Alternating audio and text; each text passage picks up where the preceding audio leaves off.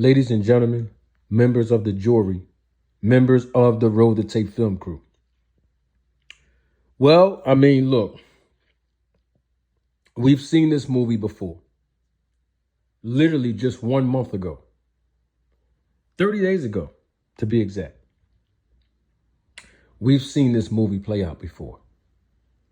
Where two fighters were on a collision course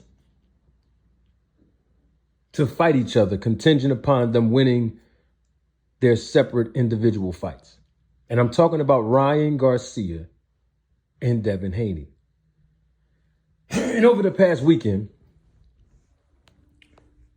we saw the movie play out again.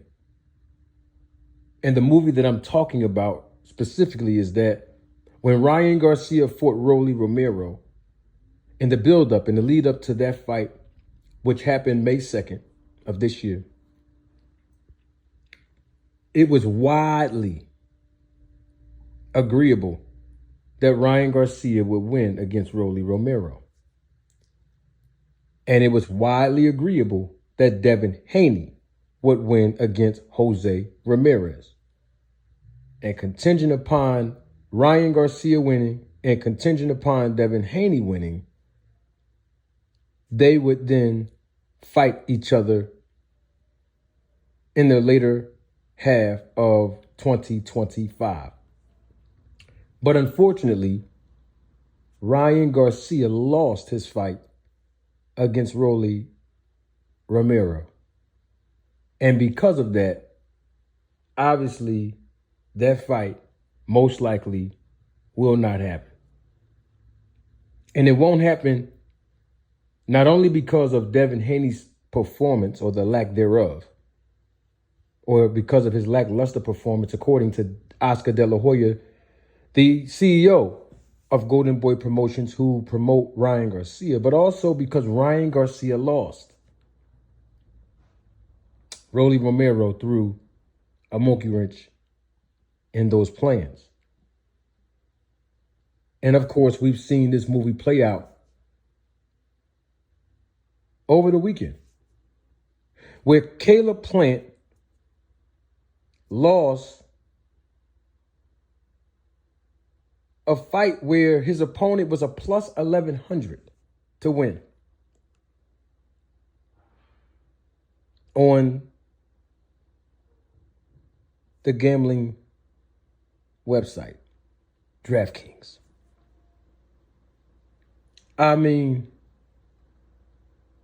Mr. R came in. I'm going to call him Mr. R. Mr. R came in, guns blazing, kept the pressure on Caleb Plant, and basically dominated Caleb Plant and hit Caleb Plant with some big shots, big combinations.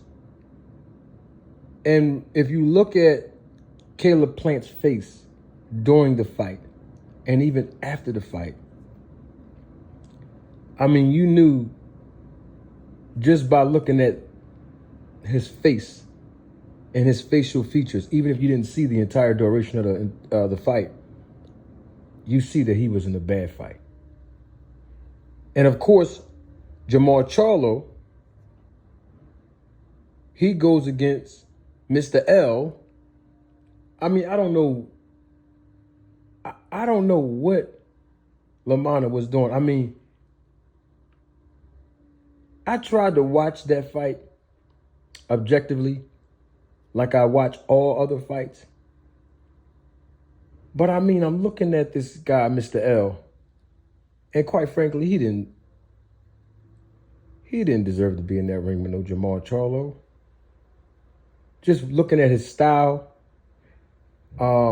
just the awkwardness of how he looked in that ring, even before the fight. Like the press conference, but you can't judge a book by its cover, it's boxing. But just the way that he was advancing Charlo at those limited times and getting hit with big shots. And of course, he got knocked down multiple times in that fight. And it was just a mismatch all over the ring throughout the duration of the fight. But the point that I'm making is Just like Devin Haney ended his end of the bargain very well, Jermall Charlo did the same. But to the contrary, just like Ryan Garcia did not end his end of the bargain well by losing the Rollie, well, that's exactly what happened with Caleb Plant not ending his end of the bargain well with Mr. R. And because of that, plans are definitely halted between Jermall Charlo and Caleb Plant. Now, Jermall Charlo still said he won his lick back because literally for the last 3 years, both of these guys have been talking through social media. They were on a FaceTime together a couple of years ago, talking about competing against each other, going back and forth. There were some words exchanged at the Terrence Crawford versus Errol Spence weigh-in. Not only that, there were jokes flying around where people were saying that Jermall Charlo was playing around with Caleb Plant, touching on his beard, touching on his face, and that highly offended Caleb Plant.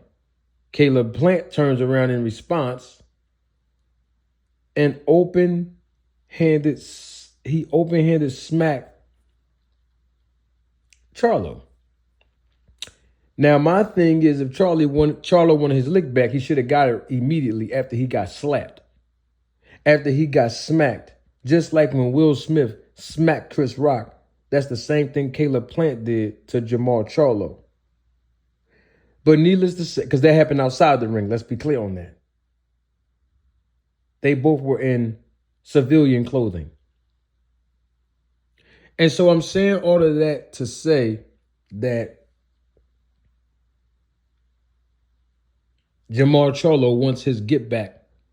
He wants his lick back, his words, not mine, inside of the boxing ring, and he's still willing to compete against Caleb Plant. I don't know if the fight will still garner the fanfare as it would have if Caleb Plant would have won against Mr. R. And I have to say this before I let you all go. Caleb Plant did not have the snack logo on his trunks.